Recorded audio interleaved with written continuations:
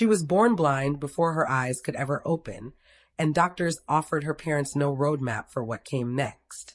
But by age 2, she was singing along to songs she had only ever heard. By 8, she held a national title.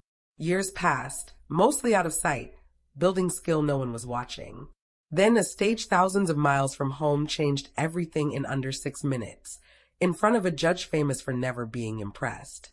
Putri Ariani was born on December 31st, 2005, in Bangkinang, a small town in Indonesia's Riau province. She arrived early, and the complications that came with that early birth left lasting damage. According to family interviews, doctors diagnosed her with retinopathy of prematurity, and by the time she was just 3 months old, she was completely blind. There was no medical promise of what her life would look like beyond that diagnosis. No timeline, no guarantee of the kind of independence most parents expect for their children.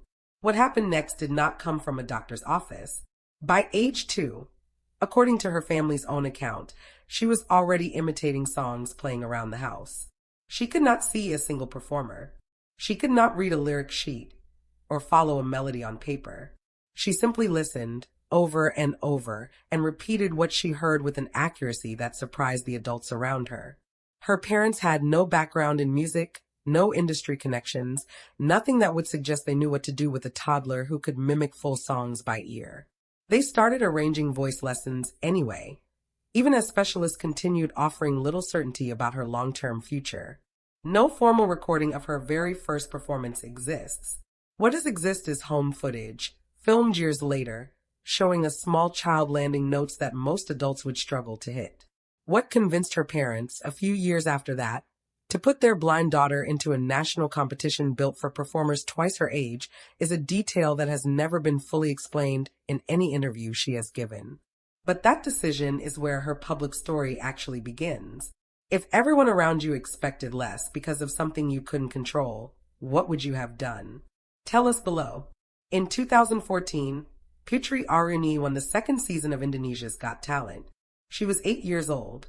According to the show's own broadcast records, she beat out competitors who were, in some cases, more than 3 times her age, on a stage built for adults far more experienced than she was. The recognition did not stop there. By 2016, just 2 years later, she had received Indonesia's National Outstanding Child Singer honor at the Biduri Awards. That same year, she placed second nationally in FLS2N, a competition spanning literacy and the arts, according to coverage from Indonesian state media at the time.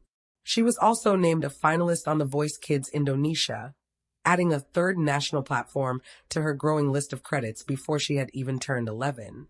But fame at that age came with a strange kind of math.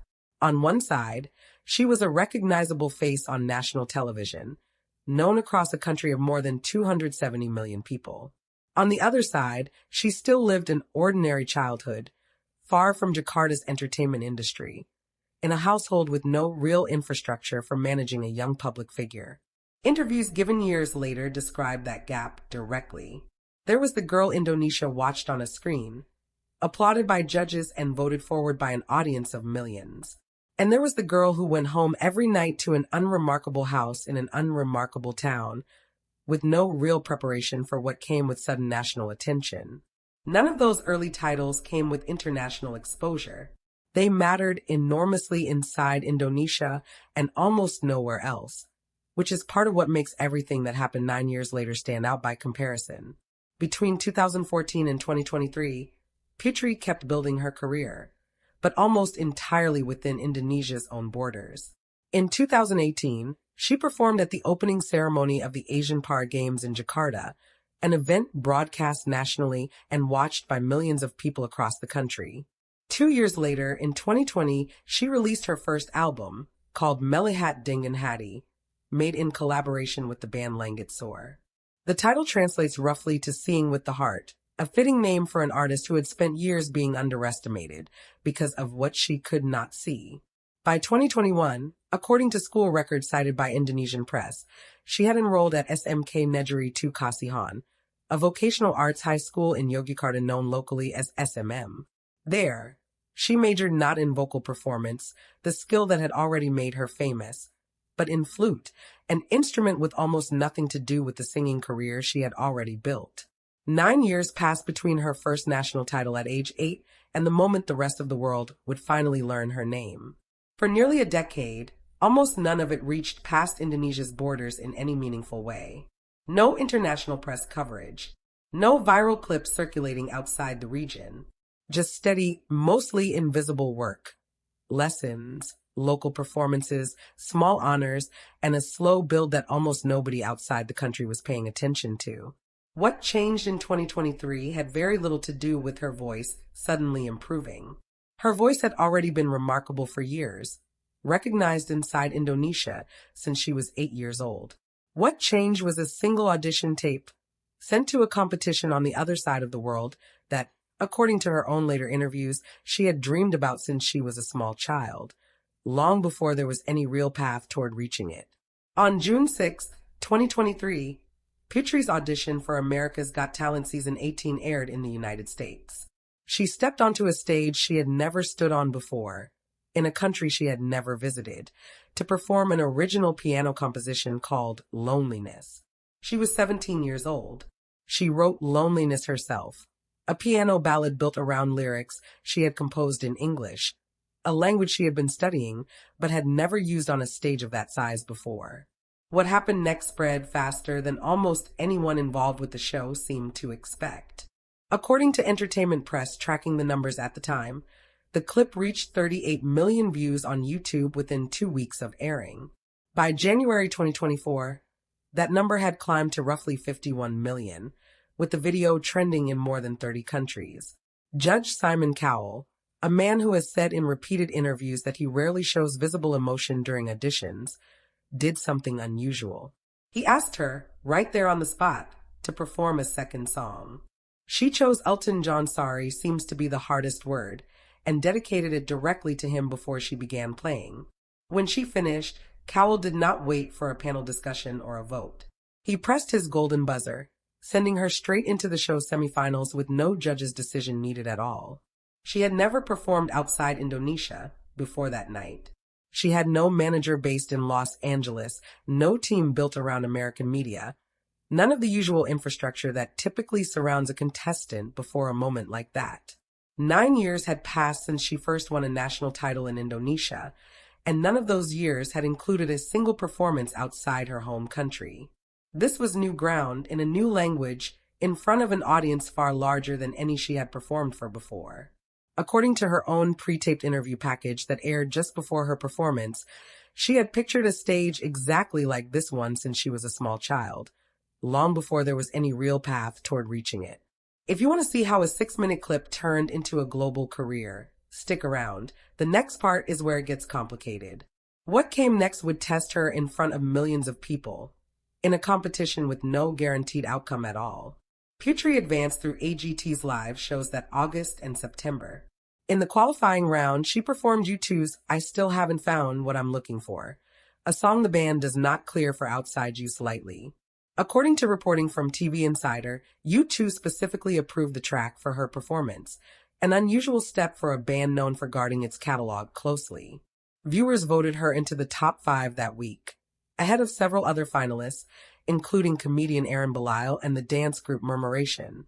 She advanced again into the September 2023 finale, where she performed Elton John's Don't Let the Sun Go Down on Me, backed by a full choir on stage. It was, by most accounts covering that season, one of the most technically demanding performances of her entire run on the show. When the results were announced, she placed 4th. The season's title went to a different finalist entirely. Coverage from outlets including Gold Derby noted that a significant number of viewers felt the final ranking did not reflect how strong her run had actually been, with fan reaction afterwards specifically arguing she should have won the whole season. Have you ever come close to something everyone said you deserved, only to fall just short? That's worth sitting with for a second. Placing 4th in a televised singing competition is not, on paper, a loss. Millions of people had watched her perform across multiple rounds, and her audition alone had already passed 50 million views by that point. But the placement raised a real question her career would have to answer in the months that followed. What happens to a contestant once the show that made her famous moves on to a new season and a new set of finalists? That answer would take shape over the next 2 years, almost entirely away from the AGT stage, in ways most of her existing fans had not yet seen coming. In the 2 years that followed AGT, Putri did not simply coast on the exposure from one viral audition. In November 2023, she released the single Perfect Liar. 2 months later, in January 2024, she featured on Norwegian DJ Alan Walker's track Who I Am, which by late 2024 had become her most streamed song, with nearly 50 million plays on Spotify, according to streaming data reported by Gold Derby. She released a full album, Evolve, in 2024, and that same year performed at a United Nations FAOWFB event in Rome, putting her on a stage built around global policy rather than competition or entertainment. Also in 2024, according to the university's own announcement, she enrolled at Gajah Mada University's Faculty of Law, admitted through a special talent-based pathway typically reserved for students with strong arts or athletic backgrounds. That choice rarely comes up in coverage built mostly around her AGT run. Most articles about her still treat the golden buzzer moment as the headline of her entire story. But by 2025 and into 2026, she had continued releasing new music, including singles like Sheepish and Berdea Diri, while also working toward a law degree that has nothing to do with singing at all. It is an unusual combination for someone whose fame came almost entirely from a 6-minute audition clip, building a legal education in one direction, while continuing to release music in another, with neither one fully explaining the other. Her AGT story is the part most people know.